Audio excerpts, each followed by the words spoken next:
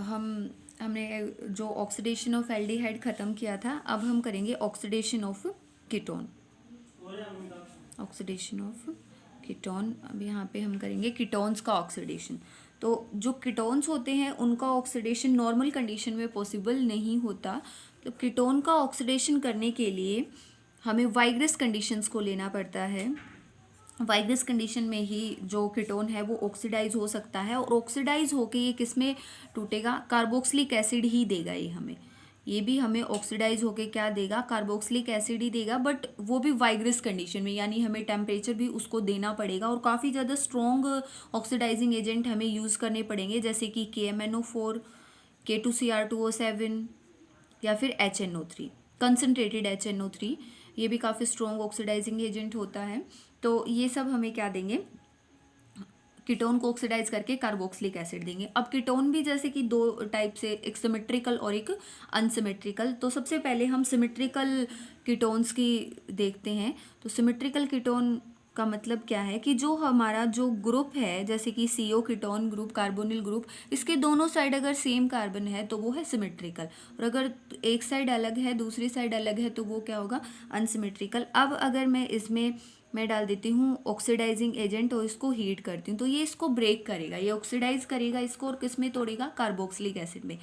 अब देखो यहाँ पे दो बॉन्ड हैं, ये दो बॉन्ड है, इसको तोड़े या इसको तोड़े बात बराबर है, क्योंकि दोनों साइड सेम चीज़ है, यहाँ कोई फ़र्क नहीं पड़ने वाला। अगर मैं मान लेती हूँ टूटेगा एक ही, दोनों नहीं टूटेंगे, एक ही टूटेगा। अगर मैं इस बॉन्ड को तोड़ती हूँ तो इधर मेरा बच जाता है CH3COO और यहाँ पे बच जाता है CH3। ये दोनों देंगे कार्बोक्सिलिक एसिड ही, यहाँ पे हमें दो टाइप का कार्बोक्सिलिक एसिड मिलेगा। अब देखो अगर इस वाले को मैं देखती हूँ इस साइड, तो यहाँ पे मेरे हैं दो कार्बन, यानी ये अपना रिस्पेक्टिव हमें कार्बोक्सिलिक एसिड देंगे, दो कार्बन वाला ही CH3COOH।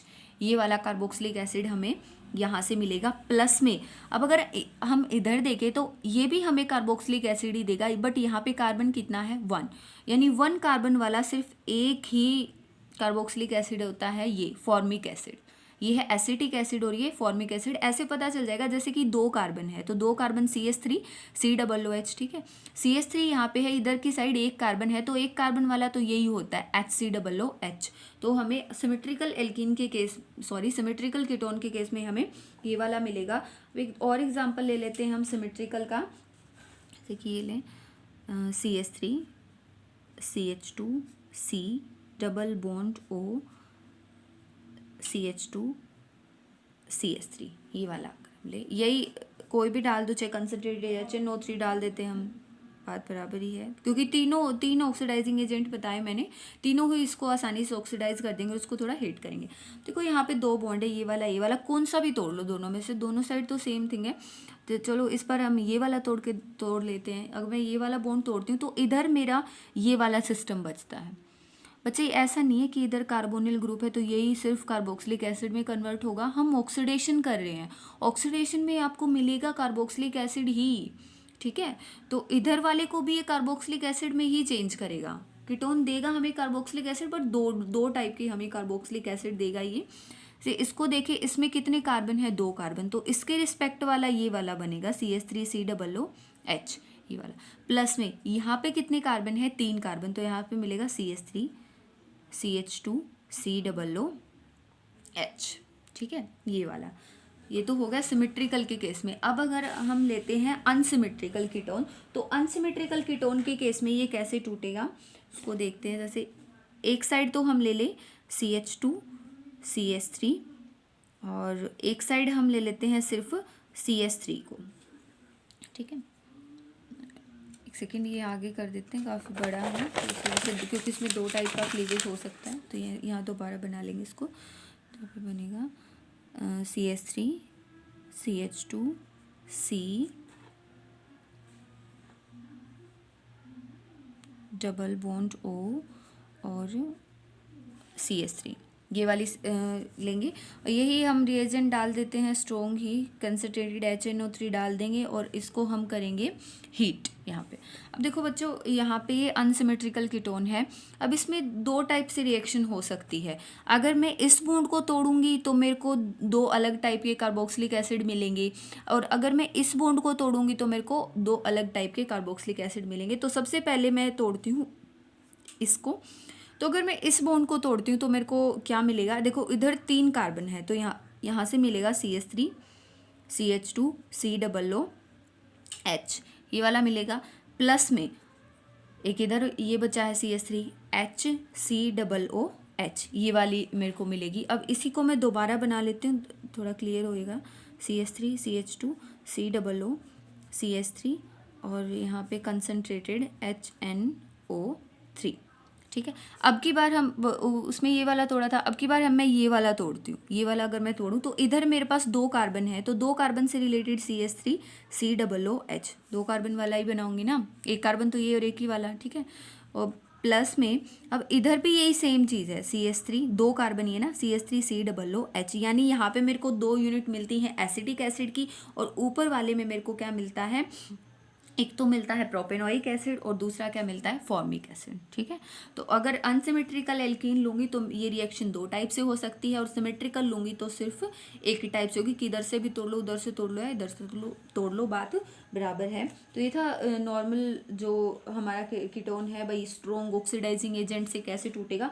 अब कीटोन की ही दूसरी ऑक्सीडेशन है, सेकेंड टाइप की है, उसको हम बोलते हैं हेलोफॉर्म रिएक्शन, उसको हम बोलते हैं हेलोफॉर्म रिएक्शन, ठीक है। और रिएक्शन का नाम दूसरा भी है oxidation of methyl ketone, oxidation of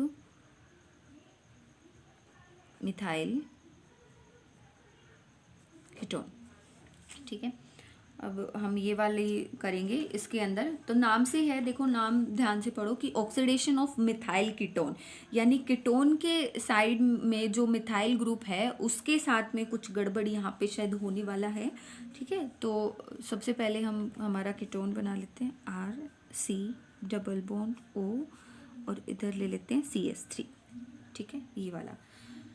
देखो ये टेस्ट देते कौन कौन है, सबसे पहली बात है ये कि हमारा कार्बोनिल ग्रुप ठीक है, कार्बोनिल ग्रुप के एक साइड में मिथाइल जरूर होना चाहिए, सिर्फ मिथाइल। मतलब अगर इधर मैं कोई और चीज़ लगा दूं, यानी इसके पीछे मैं CH2 लगा दूं या कुछ भी लगा दूं, तो उस ये हमारा ये हेलोफॉर्म टेस्ट नहीं देगा। देखो दूसरी साइड से कुछ भी हो, कितनी बड़ी चेन ले लो, बट एक साइड कार्बोनिल ग्रुप के सिर्फ मिथाइल होना चाहिए, CH3 सिर्फ CH3 होना चाहिए, तभी ये टेस्ट दिया जाएगा, वरना ये टेस्ट नहीं दिया जाएगा। दूसरी एक चीज़ और बताती हूँ जो ये टेस्ट दे देती है बाद में, बट पहले इसका करते।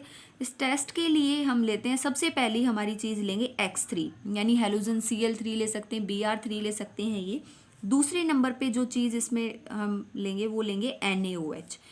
जो X3 है इसके तो यहाँ पे 3 मोल यूज़ किए जाते हैं, यानी इसकी हम 3 यूनिट यूज़, सॉरी X2 की हम यहाँ पे 3 मोल यूज़ करेंगे, यानी Cl2 Br2 ऐसे, और NaOH के हम यहाँ पे 4 मोल यूज़ करेंगे। NaOH के यहाँ पे 4 मोल यूज़ होंगे, यानी 1 यूनिट कीटोन की ऑक्सीडाइज करने के लिए 3 मोल तो हेलोजन के लिए जाएंगे, X2 के लिए जाएंगे, और 4 मोल NaOH के लिए जाएंगे। ये काफ़ी इंपॉर्टेंट चीज़ है।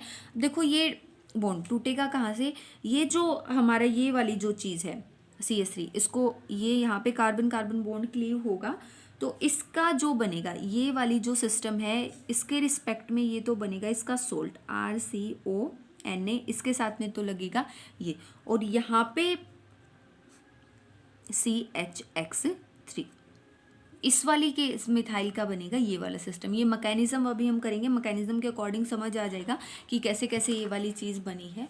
तो करते हैं हम इसका मैकेनिज्म। काफ़ी इम्पोर्टेंट भी है ये कि ऑक्सीडेशन ऑफ मिथाइल कीटोन। तो सबसे पहले यही बना लेते हैं, CH3 C double bond O, और इधर भी CH3 ही है। अगर इस वाले CH3 को मैं ऐसे लिखूं CH2H, उस वाले को भी लिख सकती हूँ, कोई फ़र्क नहीं पड़ रहा है इसमें, दोनों साइड मैंने मिथाइल लिया, इधर मैं कुछ भी ले लूँ, ठीक है, या फिर इधर कुछ नहीं, एक साइड मिथाइल होना ही चाहिए, चाहे इधर हो जाए चाहे उधर हो जाए, पक्का होना चाहिए, वरना ये रिएक्शन नहीं होगी। अब सबसे पहले इसके अंदर हम यूज़ करेंगे NaOH की यूनिट। ठीक है, NaOH में पता है कि Na पॉजिटिव OH नेगेटिव, तो ये जो अल्फा हाइड्रोजन है ये काफ़ी ज़्यादा एसिडिक नेचर का होता है, क्योंकि बहुत सारी रिएक्शंस है जो सिर्फ अल्फा हाइड्रोजन के ऊपर ही होती हैं, तो अल्फा हाइड्रोजन काफ़ी ज़्यादा एसिडिक होता है नेचर में। ये OH नेगेटिव क्या करेगा, इस हाइड्रोजन को अप्रोच करेगा और ये वाला जाके इस कार्बन के पास बॉन्ड शिफ्ट हो जाएंगे। तो यहाँ से स्पीसीज जनरेट होगी CH3 COO CH2 नेगेटिव, ये वाली स्पीसी होगी। अब इसके अंदर जो हेलोजन ली है वो आएगी। अब हेलोजन जैसे इलेक्ट्रोनेगेटिविटी दोनों की सेम है, तो CH2 इनमें से एक हेलोजन को रिमूव करे मतलब अप्रोच करेगी।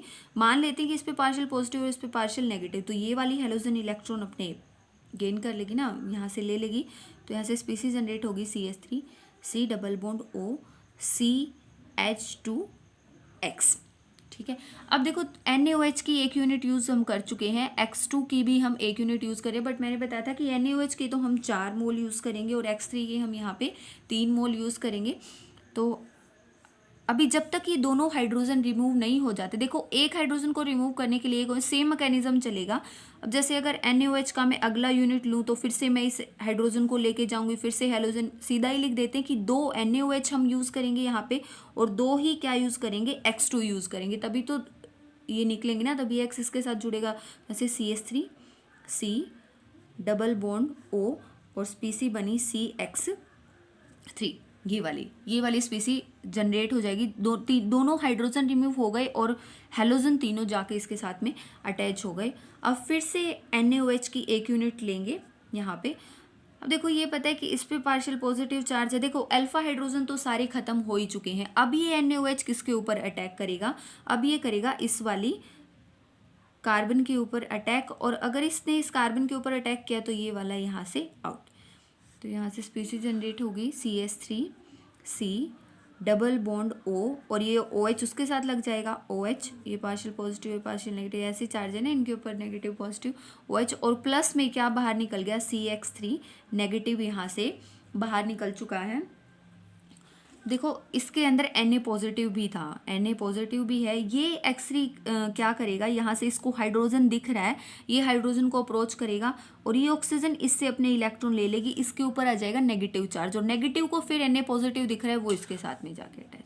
जैसे स्पीसी CH3 C double bond ONA और प्लस में हाइड्रोजन इसने अप्रोच कर लिया था CHX3, ये हमारा हो गया हेलोफोम टेस्ट। ठीक है, हमारी ये वाली स्पीसी बनेगी। तो अब ये हेलोफोम टेस्ट देंगे कौन, जिसके पास में कार्बन के साइड में जैसे कि ये ग्रुप पक्का प्रेजेंट होना चाहिए, CH3 C double bond O। देखो एक साइड कुछ भी लगाओ कोई फर्क नहीं पड़ रहा, लेकिन एक साइड मिथाइल प्रेजेंट होना ही चाहिए, तभी तो इसका नाम है ऑक्सीडेशन ऑफ मिथाइल कीटोन, है ना, ये ग्रुप प्रेजेंट होना ही चाहिए। जैसे कि अगर ये भी प्रेजेंट है CH3 CHOH ऐसे भी प्रेजेंट है तो ये भी हेलोफोम टेस्ट दे सकता है, क्योंकि एक साइड मिथाइल है। ठीक है, ये भी वैसे ऑक्सीडाइज होकर कीटोन में कन्वर्ट होगा। अल्कोहल का भी पता है कि सेकेंडरी अल्कोहल है, अगर इसके आगे कुछ ना कुछ तो पक्का होगा, है ना, कुछ ना कुछ तो पक्का है, तो ये सेकेंडरी अल्कोहल है, पहले ऑक्सीडाइज होकर कीटोन होगा, और कीटोन तो ये टेस्ट देते ही है क्योंकि एक साइड तो मिथाइल प्रेजेंट है ना। अगर हम बात करें जैसे कि मैं एक कोई भी ले लूँ CH3 CH2 और C double bond O CH2 CH3, ये जो ग्रुप है ये हेलोफोम टेस्ट को नहीं देगा, क्योंकि इसके साइड एक साइड ये वाला ग्रुप आ गया, मिथाइल नहीं है अकेला, है ना, ये ग्रुप है। अगर हम बात करें जैसे कि ऐसे कोई चीज़ बनी आ जाए ये, और इधर OH ग्रुप लगा है, इधर OH ग्रुप, ये ऐसे है, ये भी हेलोफोम टेस्ट नहीं देगा, क्योंकि इधर दो दो कार्बन आ गए ना, दो दो कार्बन आ गए हेलोफोम टेस्ट, क्योंकि एक साइड तो एक कार्बन प्रेजेंट पक्का होना चाहिए, मिथाइल होगा तभी ये टेस्ट को मिलेगा। कि अगर ये ऐसे होता, ये OH ये टेस्ट दे देता, इधर CH3 है ना, इधर CH3 है, बात खत्म, बस एक साइड CH3 है, कोई फर्क नहीं पड़ रहा, ये पक्का ये टेस्ट देगा। बट अगर दोनों CH3 नहीं है, कुछ कुछ है, तो वो हेलोफोम टेस्ट नहीं देंगी। ये हो गया ऑक्सीडेशन खत्म एल्डिहाइड का भी और कीटोन का भी। उससे नेक्स्ट रिएक्शन है हेलोजिनेशन रिएक्शन। तो हेलोजिनेशन रिएक्शन में भी ऐसा ही होने वाला है, ऑक्सीडेशन खत्म हो गई। अगली नेक्स्ट टाइप की रिएक्शन है जो वो है हैलोजिनेशन। इसमें भी जो अल्फा हाइड्रोजन है हमारा वही रिमूव होगा, वही रिमूव होके सिंपल हमें प्रोडक्ट मिल जाएगा, जैसे कि CH3 CHO और प्लस में Cl2। इसमें हम प्रेजेंस लेंगे एसिटिक एसिड की यहाँ पे। तो यहाँ पे ये क्लोरीन जो है ये सिंपल इस वाले हाइड्रोजन को अप्रोच करेगी और HCl एक क्लोरीन उसके साथ और एक HCl यहाँ से बाहर निकल जाएगा, यहाँ से बनेगा CH2, Cl इसके साथ जोड़ देती हूँ मैं और CHO और प्लस में HCl यहाँ से रिमूव। ये है हैलोजिनेशन प्रोसेस। अगर कीटोन लेते तो कीटोन में भी सेम होगा, जैसे कि CH3 C double bond O CH3 और प्लस में ले लेते हैं कोई भी, जैसे Cl2 ले लेते हैं और यही acetic acid CH3 C double O H। इसमें तो दो दो अल्फ़ा हाइड्रोजन है हमारे पास, जैसे अल्फ़ा कार्बन के साथ जो हाइड्रोजन अटैच है उसको बोलेंगे हम अल्फ़ा हाइड्रोजन।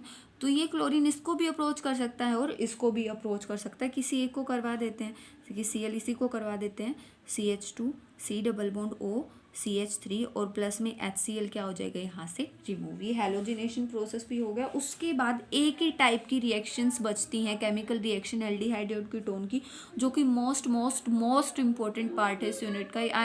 आई थिंक इससे ज़्यादा इंपॉर्टेंट तो कुछ है ही नहीं, नेक्स्ट लेक्चर से इंपॉर्टेंट कुछ भी नहीं है। Aldol condensation, cross aldol condensation, ये वाली जो रिएक्शंस और काफ़ी ज़्यादा ईजी भी हैं। इस यूनिट का अब तक का सबसे इंपॉर्टेंट पार्ट नेक्स्ट लेक्चर में होने वाला है और ये भी काफ़ी इंपॉर्टेंट था। जो मिथाइल कीटोन वाला था वो तो बहुत ज़्यादा इंपॉर्टेंट है, तो इनको भी अच्छे से कर लेना बच्चों और थोड़ा पढ़ा करो अच्छे से, क्योंकि अब की बार ये ऑनलाइन ही मेरे को लग रहा है, पता नहीं कितने दिन तक चलने वाला है। तो अब ध्यान से पढ़ो, घर पे अच्छे से मन लगा के पढ़ो।